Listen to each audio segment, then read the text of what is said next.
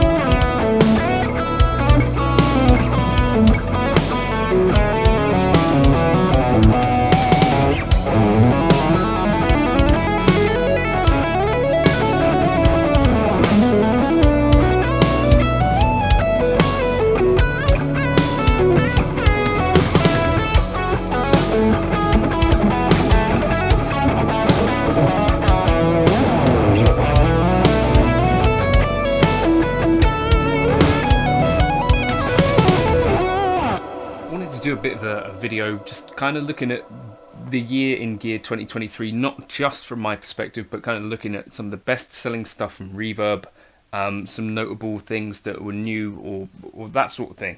So first of all, start with guitars. Actually, it turns out I've owned 3 of the ones that make the top 10 list. So there's the PRS SE DGT, which I was a huge convert to. Really love that guitar. I don't have one at the moment because it's with Tony, being borrowed, so that's why that's not actually being played in this video. The PRS Silver Sky SE is also in that list, and that I think is pretty good value for money now that it's down sort of like £599 in the UK, and in the used market sort of £400 to £500. I think people would be impressed with that sort of quality. And also then the PRS Hollow Body Piezo, which my buddy Ryan has for now. So yeah, PRS really making quite a lot of dents within the guitar market. Also notable that in the UK at the moment, the PRS Silver Sky Roxy Pink, the proper version, is like £1,700, which is really pretty bonkers quality for the money. and I can't really think of, you know, a Fender for that money which would compete. I think for me it was, yeah, that the Silver Sky that I played was, I think, custom shop quality, which in the UK is about £3,500. So yeah, I can't really think of too much else that was notable in the guitar world. I think we've had some stuff from Gibson, like the greeny stuff going on, but not really. For me, there's nothing really that stands out. I don't know why that might be. Perhaps I'm less interested in the guitar part than usual. Let me know if you've got significant guitars that have come out this year that you're interested in. Onto the amp section. Turns out that there are basically no new amps within the top selling list, as far as I can tell. It seems like basically the things that sell a lot of are the digital kind of amps. There is a PRS Mark Tremonti signature, the 15 watt, which does make it into the top 10, top 20. The only kind of notable new amp releases that I can think of this year, the PRS Mark Tremonti, the full 3 channel version, and then also Mesa Boogie brought out the Mark 7, right? I did see a little bit of buzz about that at the time, but since then I've not really seen too much about it, so I don't know quite what happened with that. Maybe I'll check up on that and see. I think they're still not building amps for the European market anyway, but yeah, the Mark 7 came out, that was a thing, right? I did actually get to gig one of these. The Katana makes it into the list a few times, and really found this to be quite impressive. The best result that I had with it was kind of trying to match a Fender Vibreverb and then use it as a pedal platform. That worked really well. I had slightly less success when I tried switching it over to be like a channel switching amp live. That's going to take a little bit more tweaking, but with the foot controller, which I have over there, which Boss sent me as well, with the Katana, actually a really capable and potentially very good sounding rig. Don't necessarily believe everything you read online regarding the Katana. Some people tell you that they sound like trash. I think they're wrong. If you put one of these through a really good cabinet or a decent cabinet, I think that might be part of the secret sauce here. They sound great. Not only that, this one has a built-in 5-watt speaker, so it's really good for practicing at home, and has meant that I don't actually need a practice amplifier, because this can do all of those things, as well as being a 100-watt thing if I need that as well. So the Katana stands out to me as being worth a look. 2 pedals that I think, well, amp pedals, amp and cab IR things that I think are notable, that came out this year. This is the first kind of synergy module in a pedal type thing, right? Because this is synergy tech basically in the Friedman IRX. Now, I was using that in the introduction. I actually did prefer the IR2. IR2? Yeah, it's called an IR2, isn't it? Tone that I was getting out of that, weirdly enough. But the IRX, to me, quite an interesting pedal. I've had some really good times playing it. And I like that it's basically all there on the face of the pedal, and if you don't like menus, that's a great one for you.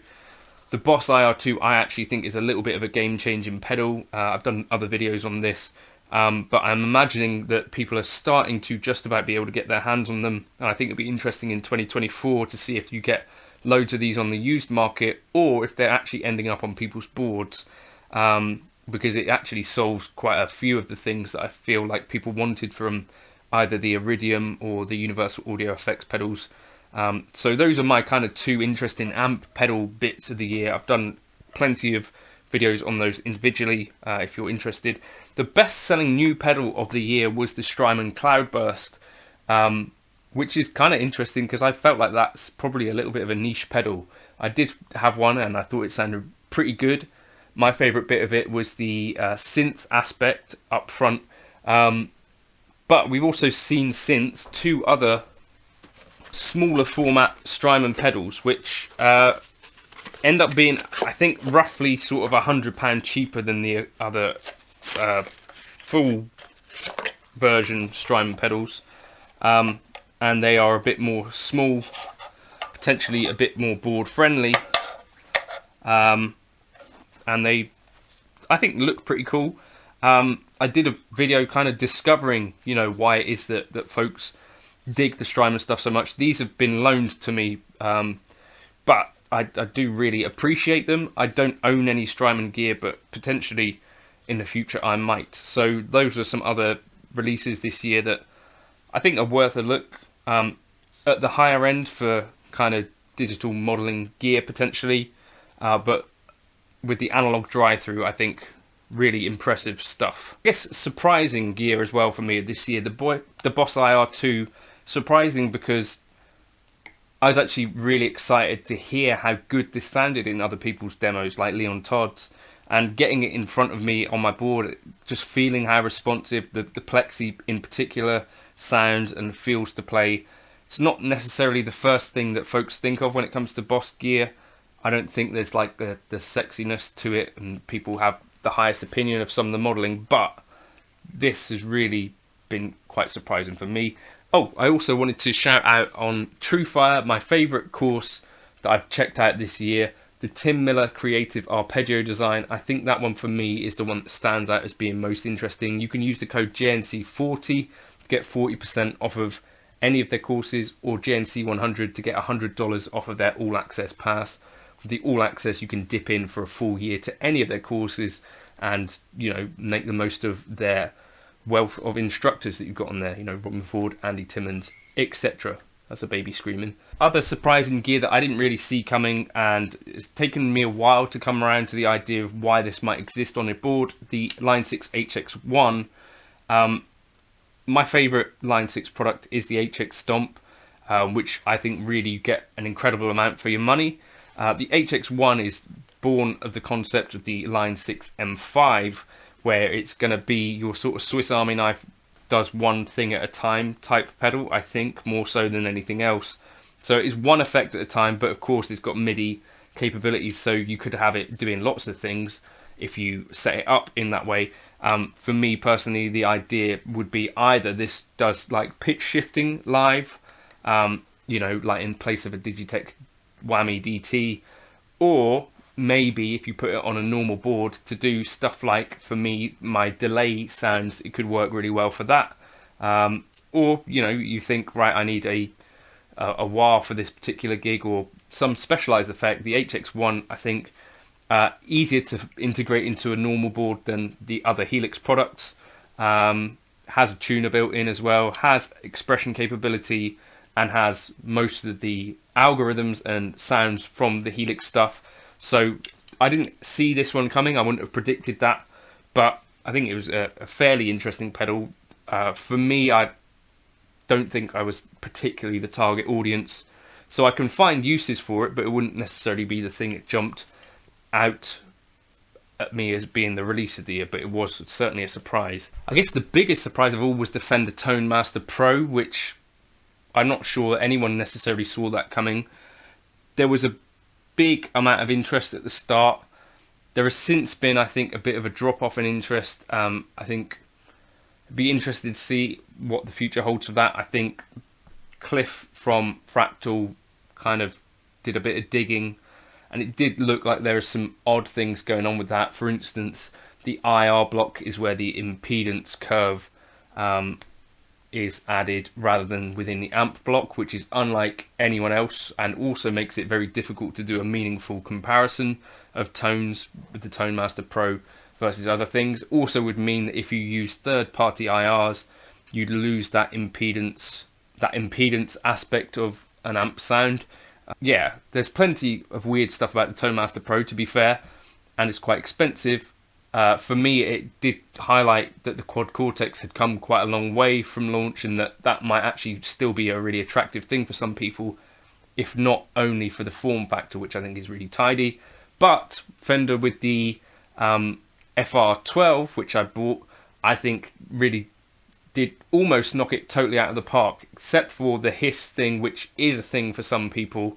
I think it varies depending on the unit that you get, but I think they've actually come out with a fix for that now from the factory, so potentially that won't even be an issue for people going forward. But I think a reasonably priced FRFR that sounds good, is easy to use, and is basically just plug and play. That was exactly what I wanted from an FRFR, and so that coming out this year and being possible and easy to get hold of, I think is a big deal. Yeah, still for me, I feel like Fractal and Line 6 are at the top of the modeling game. Oh, the Kemper player, I guess, is a surprise for folks as well. For me, the logic of buying the Kemper player now didn't quite stack up for me personally, because I feel like I could go and buy a used Kemper toaster or stage and have all of the full features of the Kemper versus the Kemper player, which, although is the perfect form factor for a bunch of people, for me personally, I wouldn't be able to profile my amps, and so for me, I wouldn't have a use for the Kemper player. So that's why I cancelled my order on that. Let me know your favourite gear of the year. Did you own any bits and pieces? Did you try some bits and sell them? Or are there bits that you want to try going forwards? I'd like to know your thoughts, particularly questions around new amps, if you can think of any that have caught your eye. Cheers for stopping by.